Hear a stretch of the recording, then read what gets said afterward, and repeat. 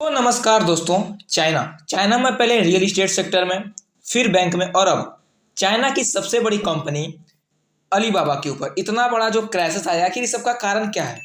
आखिर क्या होने जा रहा है चाइना की इकोनॉमी में? क्या इसका कुछ आने वाले समय में कोई बहुत बुरा प्रभाव पड़ेगा चाइना की इकोनॉमी में? आज एक रिपोर्ट आई है जिसके मुताबिक चाइना की सबसे बड़ी कंपनी जो कि अलीबाबा है, और आप जानते भी उसके बारे में, कभी ना कभी आपने इससे सामान भी खरीदा होगा।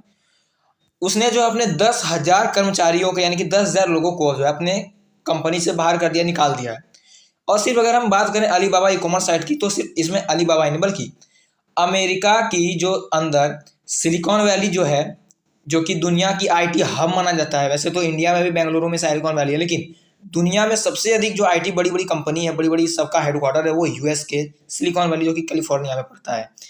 वहां से भी तकरीबन 32,000 लोगों को जो है वो बाहर निकाला गया है बीते 2022 के शुरुआत में से अब तक, मतलब जब से कोविड जो है खत्म हुआ है और सारा चीज शुरू हुआ है। तो आखिर क्या कारण है? अमेरिका ही इतना कंपनी बाहर कर रहा है, वहां अगर चाइना को देखो तो चाइना का सिर्फ अलीबाबा से ही 10,000 कंपनी में से लोग बाहर निकले हैं। इस सब का कारण क्या है?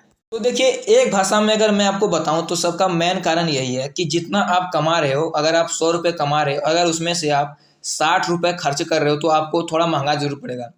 वही बात है इन सभी कंपनियों के साथ, और यही कारण हुआ अलीबाबा के साथ भी, जिसके कारण अलीबाबा ने अपने 10,000 लोगों को बाहर निकाल दिया। हालांकि अभी अलीबाबा ने तकरीबन 2,70,000 कुछ लोग जो है वो काम कर रहे हैं, वो अभी भी वहाँ पे एक्टिव हैं, लेकिन अभी भी 10,000 लोग जो है वो बाहर हैं। कारण है एक ही, सबसे बड़े कारण है वो है कोविड-19। कोरोना चाइना से निकला, लेकिन सबसे अधिक मुझे लगता है प्रभाव उसी को पड़ेगा, क्योंकि वो बहुत ज़्यादा जो है सुपर पावर बनने का सपना बहुत ही जल्दी देख लिया था। हालांकि मैं मानता हूँ इस बात को कि वो सुपर पावर के बहुत करीब था।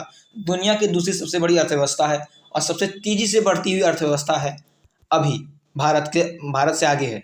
लेकिन अगर हम बात करें इस कंपनी की पिछले साल की जो आय थी, जो इसने अर्न किया था, वो 45 बिलियन था, जबकि इस साल ये कंपनी 50% कम, डायरेक्ट तकरीबन 42 बिलियन इस साल इसका जो है वो कमाई है। तो आप समझिए, इतना बड़ा अगर किसी कंपनी में धरले से गिरावट नजर आएगा, तो वो कंपनी को अपना इतना बड़ा जो है, लोग अपने बोल सकते कि इतना बड़ा जो है अपने देश का इकोनॉमी में कंट्रीब्यूट करती है, तो इतने तो लोग को उसे निकालना ही पड़ेगा जो सैलरी देती है हर साल। आपने देखा होगा कि आज से कुछ दिन पहले चाइना के बैंकों के ऊपर भी काफ़ी हल्ला हुआ।